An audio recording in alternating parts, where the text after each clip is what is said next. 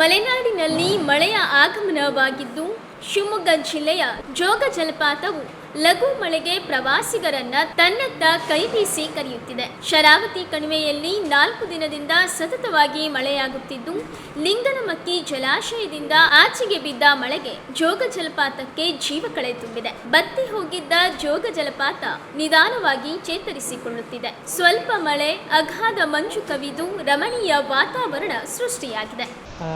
ಇಲ್ಲಿ ಇವತ್ತು ಈ ವರ್ಷದ ಸೀಸನ್ ಸ್ಟಾರ್ಟ್ ಆದಂಗೆ ಆಗಿದೆ. ಮೊದಲ ಮಳೆ ಬಿದ್ದಿದೆ. ಸೊ ಹಾಗೆ ಮೊದಲ ಮಳೆಯ ಜೊತೆಗೆ ಫಾಲ್ಸು ಕೂಡ ತುಂಬ ವೈಭವೀಕರಣವಾಗಿ ಬೀಳ್ತಾ ಇದೆ.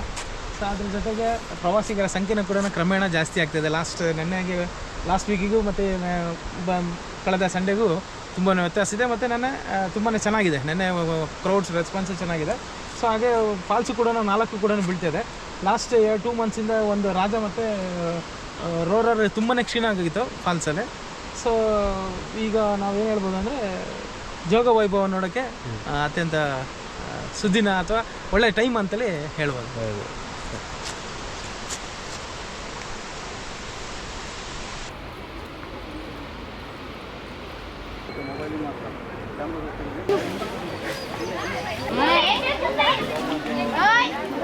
ಜೋಗದ ಸುತ್ತಲೂ ಕಾಡು ಮಂಜಿನಿಂದ ಆವೃತಗೊಂಡಿದ್ದು ನೋಡುಗರ ಕಣ್ಮನ ಸೆಳೆದಿದೆ.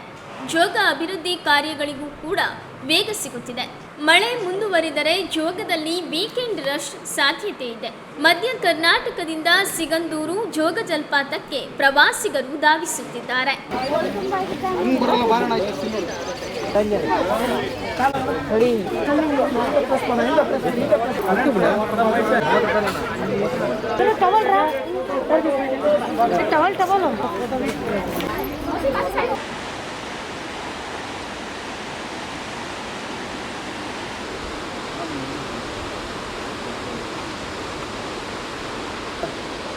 పైన ఉంది 7 నుంచి ఉంది.